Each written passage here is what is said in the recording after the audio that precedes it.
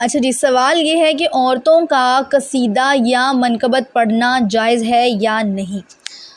دیکھیں، جہاں تک منقبت کی بات ہے وہ ایک الگ چیز ہوتی ہے، ٹھیک ہے، نوحہ کرنا الگ چیز ہوتا ہے، اور اسی طرح سے قصیدے پڑھنا الگ چیز ہے۔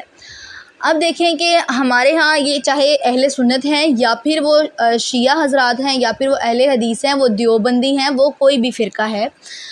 اگر آپ کسی بھی ولی کی یا پھر کسی بھی اونچی ہستی کی، صحابہ کرام کی یا پھر نبیوں کی کسی کی بھی تعریف بیان کر رہے ہیں تو اس کو کرنے میں آپ کو کوئی مذائقہ نہیں، لیکن ہونی یہ چاہیے کہ وہ اوتھینٹک ہو، ایسا نہیں کہ آپ اس میں خود سے کوئی نہ کوئی انکریمنٹ کر کے اور اس کو لگا دیں، تو یہ چیزیں جائز نہیں ہیں۔ دوسری چیز یہ کہ آج کل جو یہاں پر ہمارے نوحے پڑھے جاتے ہیں، جن کے پیچھے کہ ماتم کا میوزک آلریڈی ایک چل رہا ہوتا ہے اور پھر وہ نوحہ پڑھا جاتا ہے، دیٹ از ناٹ نوحہ، اور آلسو دیٹ از ناٹ قصیدہ، اور also that is not a منقبت،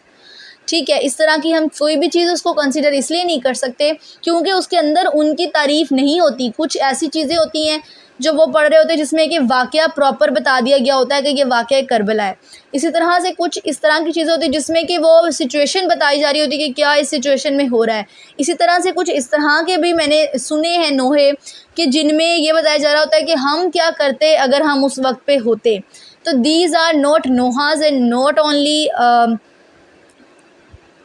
فار ایوری تھنگ، یعنی نعت پڑھ رہے ہیں آپ، یہ اس طرح کا کچھ بھی ہے، اس میں آپ کا جو پوائنٹ ہے وہ ہونا چاہیے جو لوگ سننا چاہتے ہیں یا پھر جس کے حساب سے آپ وہ پڑھ رہے ہیں۔ اب جیسے کہ منقبت ہے یا پھر قصیدہ ہے، وہ ان کی تعریف میں ہو سکتا ہے، ٹھیک ہے، جیسے کہ بہت ساری نعتیں جو ہیں وہ اس طرح کی امام حسین کی یاد میں بنا دی گئی ہیں، یہاں پر میں کوئی ایک بھی پوائنٹ آؤٹ نہیں کروں گی، آپ لوگوں نے خود بھی بہت ساری سنی ہوئی ہوں گی، تو ان میں کیا ہے کہ وہ نعتیں جو کہ ان کی تعریف میں ہیں یا پھر وہ منقبت جو کہ ان کی تعریف میں کی جا رہی ہے وہ تو جائز ہے، یعنی وہ فلاں تھے، بہادر تھے، انہوں نے اس طرح سے کام کیے اور یہ ان کی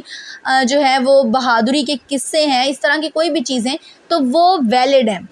ٹھیک ہے۔ لیکن اگر آپ اس میں خود کو ایڈ کریں کہ اگر ہم ہوتے تو کیا کرتے، یا پھر ہم بہت غمزدہ ہیں ان چیزوں کے اوپر، یہ دعائیہ کلمات جو ہوتے ہیں یہ کبھی بھی منقبت یا قصیدہ نہیں ہوتے، ٹھیک ہے، تو اس کو ہم قصیدہ کنسیڈر نہیں کر سکتے۔ جہاں تک بات رہی عورتوں کی، تو سب سے پہلے جو میں نے آپ لوگوں کے ساتھ یہ چیز شیئر کی، یہ ہونا ضروری ہے، ایک پراپر قصیدہ ہو، ایک پراپر منقبت ہو تو وہ پڑھی جا سکتی ہے، اس کے لیے میٹر نہیں کرتا کہ وہ عورت پڑھ رہی ہے یا وہ مرد پڑھ رہا ہے، کیونکہ ظاہر سی بات ہے عورتوں میں عورت ذاکرہ ہوتی ہے اور مردوں میں مرد ذاکر ہوتا ہے، ٹھیک ہے۔ اچھا جی، دوسری چیز یہ کہ سرے عام پڑھنا، کھلے عام پڑھنا، عورتوں کے لیے پردے کا حکم ہے۔ سب سے پہلی چیز، عورت کا پردہ ہر چیز سے ٹاپ آف دی لسٹ ہونا چاہیے۔ فرسٹ آف آل جس چیز کو عورت کو پریورٹی دینی ہے دیٹ از پردہ، یعنی کہ وہ کتنا پردہ کر رہی ہے، کسی بھی عورت کو یہ زیب نہیں دیتا۔ اس سے ریلیٹڈ میرا میلاد میں بھی کمپلیٹ ایک آپ لوگوں کے پاس لیکچر اویلیبل ہوگا ربیع الاول سیریز کا، کہ عورتیں جو ہے وہ مردوں کے سامنے پڑھ سکتی ہیں یا نہیں پڑھ سکتی۔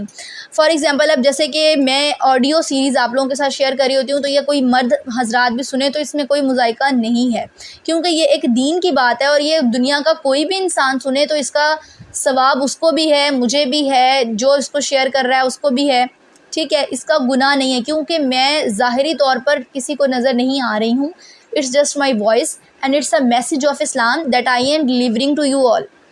ٹھیک ہے۔ اب یہاں پر عورتوں کا پڑھنا کوئی ناجائز چیز نہیں، لیکن پڑھیں وہ جو اتھینٹک ہو، اور دوسری چیز کیا کہ اتنا مجمع اکٹھا نہ کریں،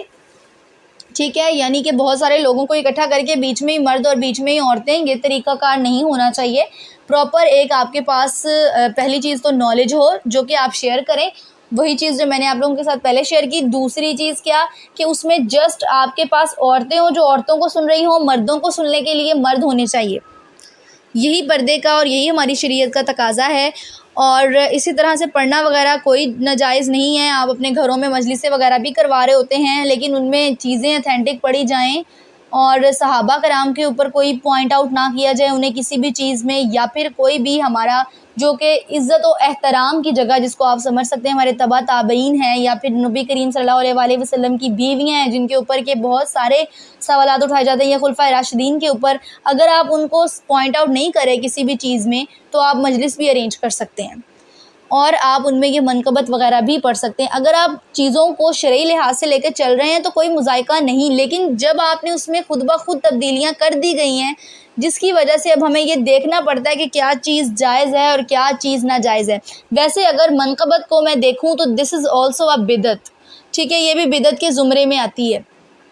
منقبت بھی بدعت کے زمرے میں ہی آتی ہے، لیکن کیا کہ ہمارے ہاں اس کو بدعت حسنہ سمجھا جاتا ہے، اور جیسے میں نے پہلے بھی آپ لوگوں کے ساتھ شیئر کیا کہ ہمارے ہاں تو بدعتیں اتنی عام ہو چکی ہیں کہ ان کو دین کا حصہ ہی سمجھا جاتا ہے، تو اس میں ویسے کوئی مذائقہ نہیں ہے، ٹھیک ہے، لیکن یہ کہ پردے کا خاص خیال رکھیں اور اپنے الفاظ کا جو آپ ادا کر رہے ہیں